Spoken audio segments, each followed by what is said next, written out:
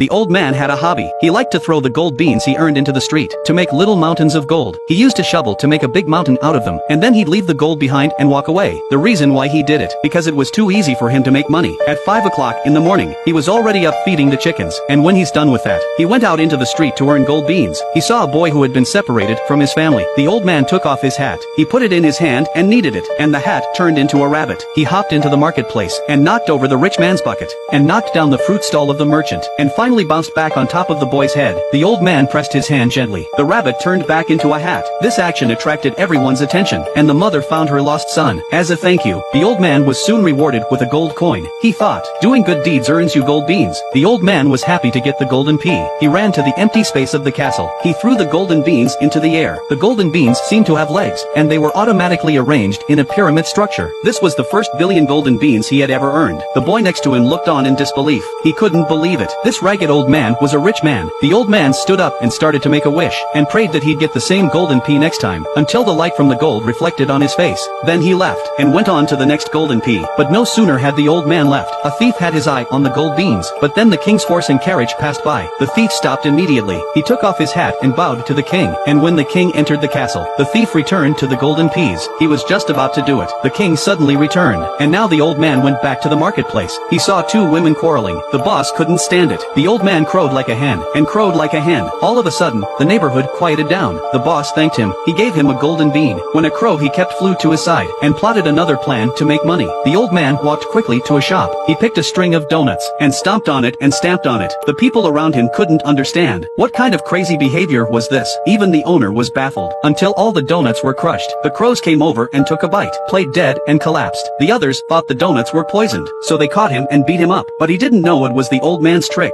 He threw the dead crow into the sky. The crow immediately came back to life. When the people saw this, they took out their gold coins to thank the old man for stopping them from buying the poisoned donuts. And so it was, the old man's good deeds. He earned a large sum of golden beans. He fed the crows with other people's grain, but the stall owner was wrongly accused and jailed. Afterwards, the old man carried the golden beans to the clearing. By scattering money, he placed the golden beans in his own small treasury, and made a wish on the gold again, and prayed that he could still earn gold beans. Soon after, the old man set his sights on a casino. He put his hand on the wall and rubbed it. The blackened walls became clean. A group of little angels took out the dirty money and gave it to the old man. The gambler didn't stop gambling. The old man went back to purify it again. As the house gradually turned white, the gamblers' hearts seemed to be purified. They left the casino, and the casino closed down. In return for the old man's help, the little angels transferred their dirty money to the old man, and the old man got more golden beans. As is customary, they were placed in the center of the square and prayed for. At night, the thief ran to the pile of gold coins in the center of the square. He